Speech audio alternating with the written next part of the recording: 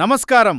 మా SB news 950 ఛానల్ని ఇప్పుడే సబ్స్క్రైబ్ చేసుకోండి. లేటెస్ట్ అప్డేట్స్ కోసం బెల్ ఐకాన్ని క్లిక్ చేయండి.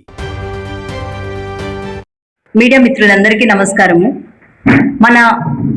మన రాజధాని విజయవాడలో అమరావతికి కేవలం 20 నిమిషాలు దూరంలో ఉన్న గుంటూరు జిల్లాలో, అందులోనూ మన సీఎం చంద్రబాబు నాయుడు గారు, తర్వాత మన హోమ్ మినిస్టర్ అనితమ్మ గారు, తర్వాత ఒక డిఐజీ కమిషనరు, ఇన్ని కలెక్టరేట్లు, ఇన్ని ఉన్న ప్రాంగణంలో ఒక మహిళను వివస్త్రణ చేసి నడి రోడ్డు మీద నిలబెట్టారంటే రోజు రోజుకు మన వ్యవస్థ ఎక్కడికి ఎంతకు దిగజారుతుందో అర్థం కాని పరిస్థితి అయిపోయింది.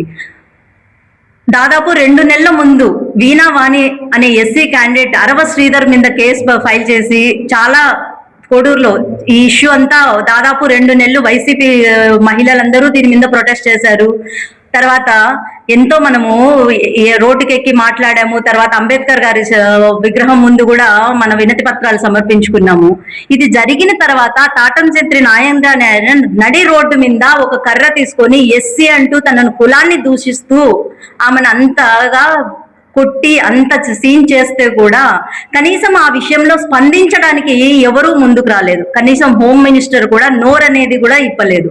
అలాంటి ఇన్సిడెంట్, అంత మేజర్ ఇన్సిడెంట్ ఇంత పబ్లికైజ్ రోజు రోజుకు ఎదుగుతున్న సోషల్ మీడియాలో దాని మీద మంచి కవరేజ్ వచ్చి యూట్యూబ్స్ లో ప్రతి దాంట్లో దాన్ని అంత వైరల్ అయిన తర్వాత కూడా దాని మీద ఎలాంటి స్పందన లేదు.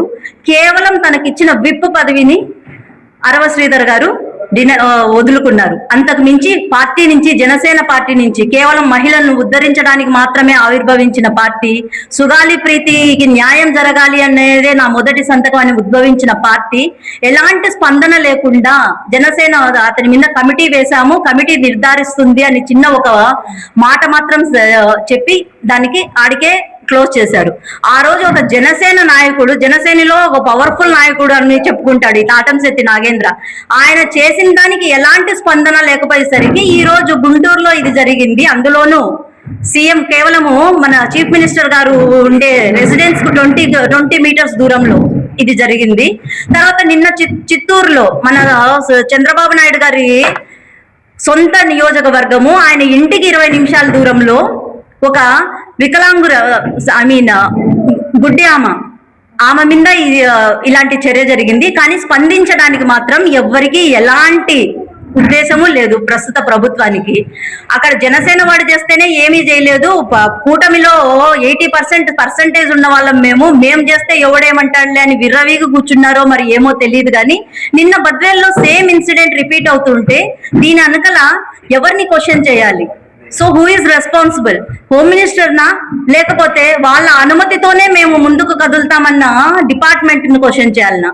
ఎక్కడ ఏ ఇన్సిడెంట్ మనం ఎత్తుకున్నా కూడా డిపార్ట్మెంట్ వాళ్ళ స్పందన ఎలా ఉందంటే, మాకు హోమ్ మినిస్టర్ గారు కానీ లోకల్ కు సంబంధించిన ఎమ్మెల్యే నుంచి కానీ ఎలాంటి ఆదేశాలు రాలేదు, ఆ ఆదేశం వచ్చేంత వరకు మేము కదలము అన్నట్టే ఉన్నారు.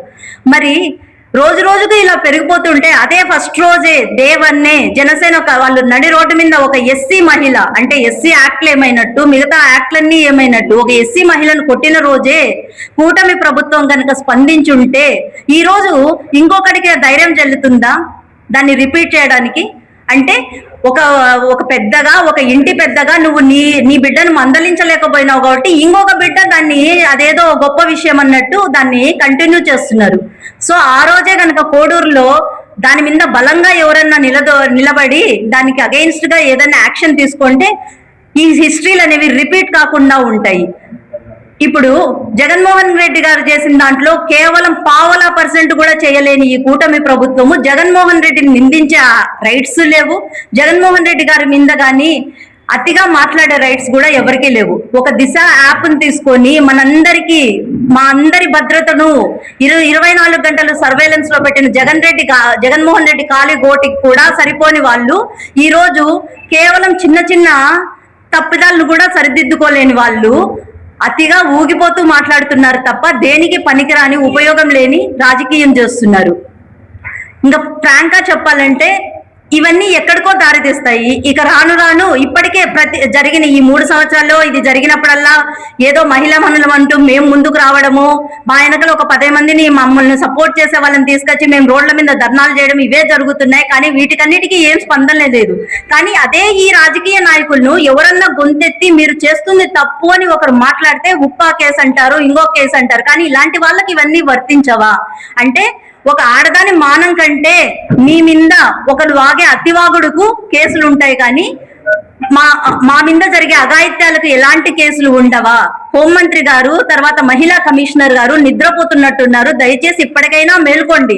రానున్న 2 సంవత్సరాల్లో మీ పార్టీ బలోపేతానికన్నా కృషి చేసుకోండి. కనీసము ఇలాంటివి రోజు రోజు జరుగుతూ ఉంటే, లేదు మీరు చేతులు దులిపేసుకున్నారంటే అదైనా తెలియజేయండి. మేము చేతులు దులిపేసుకున్నాం, ఆల్రెడీ ఎత్తిపోయినాము, మాకు ఇంకా ప్రజల నుంచి స్పందన లేదు, కాబట్టి మేము కేవలము మా రిజర్వ్ బ్యాంకులు నింపుకోవడంలోనే మేము నిలబడదలుచుకున్నాం, కాబట్టి మిమ్మల్ని మీరు కాపాడుకోండి అంటే అప్పుడైనా ఇండిపెండెంట్ గా వ్యవహరించాల్సిన పోలీస్ వ్యవస్థనన్నా మీ గుప్పిట్లో నుంచి వదిలితే కనీసం వాళ్ళన్నా మా బాధలకు స్పందిస్తారని ఆశిస్తున్నాము.